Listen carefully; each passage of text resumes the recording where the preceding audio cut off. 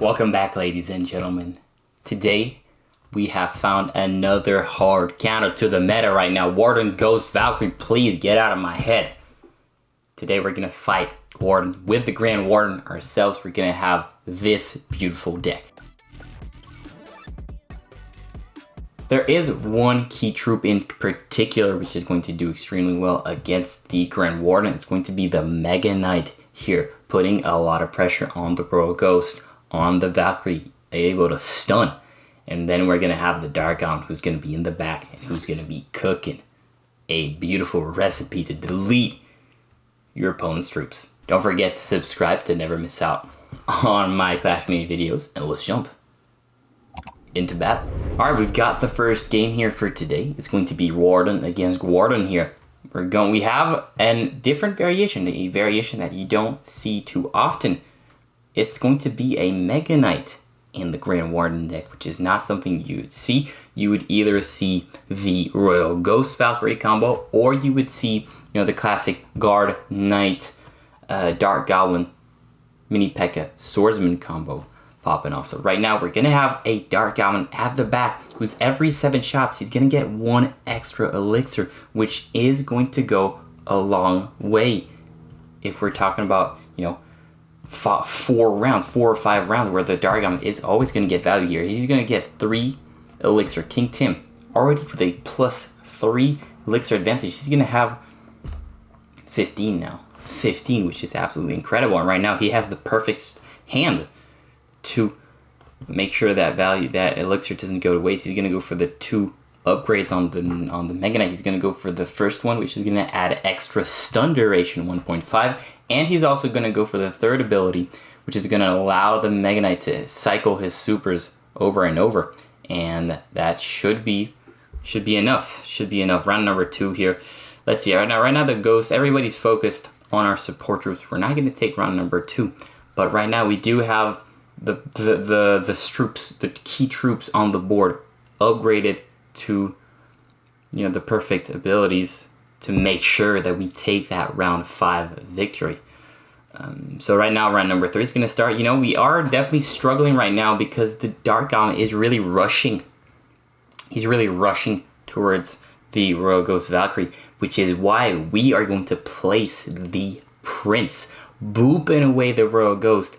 Boop it. That is going to buy us some room, some time. And look at that. The Dark Goblin is going to be 1 tile away from anyone.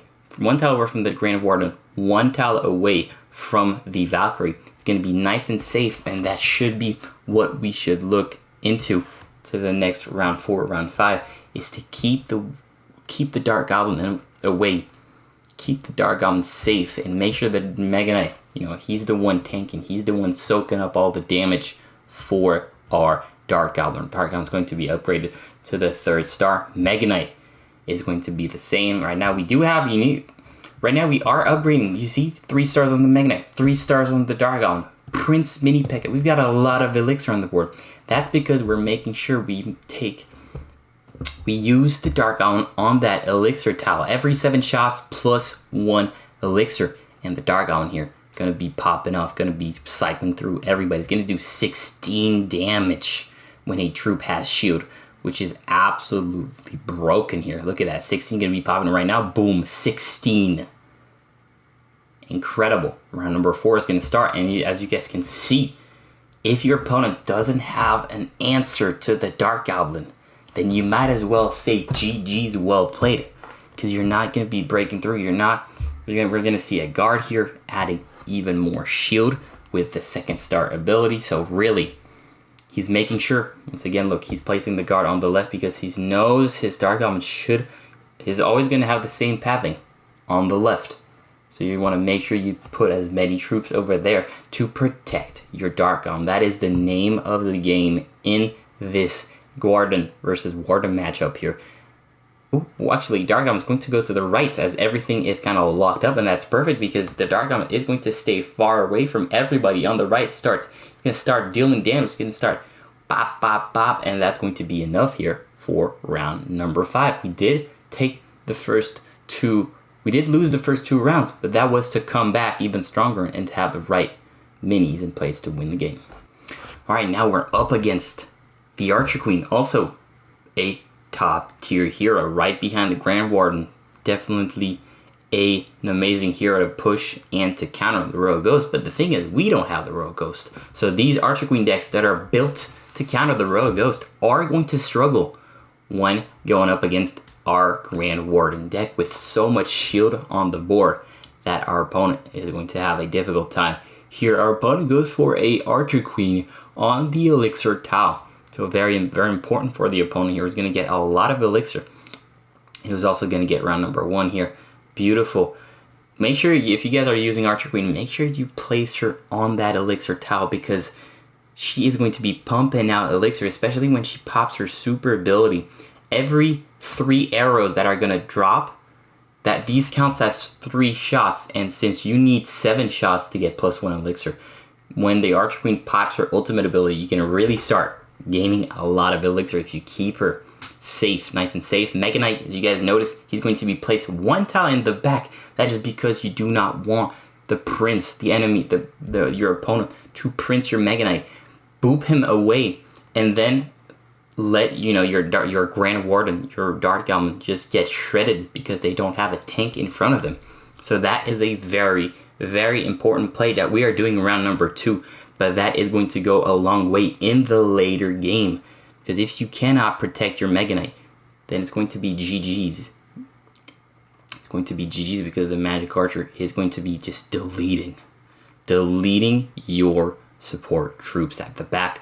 Right now, we should expect a Prince coming in maybe around 4. Maybe, or we could see one right now, but yeah, our opponent here is going to go for the double tank. Mega Knight is going to step up in front of that giant skeleton. That's going to allow a beautiful, perfectly placed Mega Knight to stun all the way back, all the way to the Magic Archer. And that's going to be round number 3 here. Hopefully, we never know. With the Magic Archer, you never want to call it until it's over. He has so much health, it's incredible. It's incredible. And that's going to be round number 3 here. Round number 3. Now we should expect, as I mentioned before, we should expect a Prince to come in.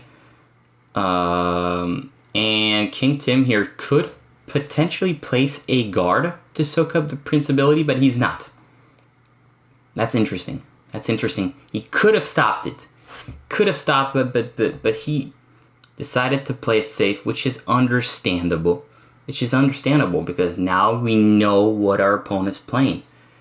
Once you know what your opponent's playing, then it's GG's well played. But the thing is, it doesn't even matter. The Mega Knight still got booped, but we still managed to pick up round number 4 here. This deck is definitely the anti-meta deck at the moment. All right, now we are down to the last replay against Countess. So now we're going into a matchup that is not going to be easy because for the previous 2 matches, Dark Goblin has been our MVP, but the thing is against Countess, it's not going to be an easy matchup as the Countess is going to focus the Dark Goblin as he is the one with the least HP on the board. This could change when we start upgrading the Dark Goblin, but we never know. Opponent running Ghost Countess, so we do have to be aware. We do have to be aware of that. And right now, Countess, you see, right now the thing is Countess is going to struggle against the shield here, but yeah, Warden is going to pop his shield and get the kill on the Countess. Round number 1 is going to go in our favor. Now we are looking to upgrade the Dark Goblin. I'm assuming that should be our priority for round number 2 and the rest of the game. But there's also an important, we should also prioritize after the Dark Goblin, the Mega Knight, to allow to stun both the Countess and the Royal Ghost, which are going to be 2 troops when stunned. They're going to be really, their value is going to go down. So right now, our Dark Goblin is far away, is far from danger, but the Mega Knight is going to jump, and right now, we're going to get slaughtered inside of round number 2, but that's okay. Now we know what our opponent's playing. He's playing a Ghost Valkyrie. He's playing, it's interesting to see that we can see the similar combos we've seen, this Ghost Valkyrie combo, you usually see it paired up with the Grand Warden, but here we see it played with the Countess. And remember, these are top players, so you know these decks that are playing are definitely solid. And right now we're gonna go for a Mega Knight in front, try to get everybody stunned up. Now, unfortunately for us, the Countess is going to lock onto Dark Goblin. That's what I was telling you guys at the beginning of this round. This matchup is going to be difficult because the Countess is going to be the one locking onto your Dark Goblin. So round number 3, not going to go in our favor. We are in a difficult spot here, but if we upgrade the Mega Knight, allow both the Rogue Ghost and the Countess to be stunned, we should be good. Right now I'm currently seeing 2 Mega Knights in our starting hand, which is exactly what we're gonna do. Beautiful. Are we looking to upgrade the mini P.E.K.K.A? No, it's going to be a guard. Guard, very important here. Remember, a guard that has 1 less star than the Dark Goblin is going to be focused by the Countess. What I mean by that is, basically, if you're placing a Dark Goblin and the guard on the board, you need to make sure your Dark Goblin has 1 more star than the guard, so that the Countess first locks on to the guard and not the Dark Goblin. That's because their health is relatively the same. So if for example, if you have 0-star Dark Goblin and a 0-star guard, then the Countess is going to focus your Dark Goblin. It's not going to focus the guard. But if your Dark Goblin is 1-star, the guard 0, then the Countess will focus the guard. So these are small interactions you need to remember. And right now, King Tim applying that knowledge perfectly. He has the Dark Goblin 2-star, the guard is 0. You don't really need to overcommit on the guard. That's not going to be a decisive player. It's just going to be bait. It's just going to be bait. Buy you some time so that the Dark Goblin can start, going in. Right now he has Valkyrie, which is going to do really well against shield. And look at that, Countess is going to drop onto the guard. It's going to lock onto the Dark Goblin now, but the thing is, we do have some stun ability. Ooh, that's going to be tough here. But the Warden seems to have enough health. Ooh, the Warden has 1 HP, and that is going to be enough to seal the deal. Wow. What an incredible game here. King Tim really showing us his talents and beating matchups that are not really easy to do with. That Countess did require some small interactions. You have to know, and that, I think the beauty of Clash Mini now is that you have to know small interactions. Since there is way less RNG in the game, you kind of have to know exactly the interactions. You have to know exactly how your units move in the game to make sure that you get the Countess away from your Dark Goblin. You have to place the Mega Knight 1 tile back, because if the Prince charges it, then you're kind of in trouble. But thank you so much, guys, for watching till the end. It really, really means a lot, and I'll see you guys in another video. Later, fellas.